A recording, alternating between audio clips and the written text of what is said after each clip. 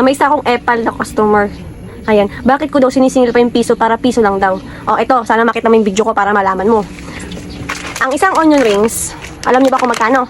Alam ba kung magkano? Ito yung resibo. Magkano? Magkano puhunan? Ito siya. 7.10. Ano? 7.10. Magkano benta ko sa'yo? 9 pesos. 9 pesos. O, sige. Kwentahin natin. Pakita ko lang sa'yo yung computation para alam mo. Hindi ako galit, ha? Baka sabihin mo, galit ako. Nagpapaliwanag lang para alam mo na kung bakit ang bawat piso ay mahalaga sa aming mga tendera. Ito. Di ba kanina pinakita ko sa'yo kung magkano puhunan namin. 7.10 ang puhunan. Okay? Magkano benta ko? 9 minus 9. Magkano lang sa akin? Wala pang dos. 1.9 lang, ining. Tapos, hindi yung pa ibibigay sa akin yung piso. So, magkano lang sa akin? 90 fils.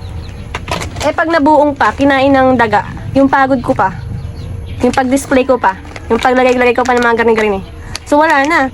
Kaya, ang bawat piso pa importante sa aming mga tindera. Ayan yung dahilan. Hindi naman ako galit, ha? Nagpapaliwanag lang ako. Ha?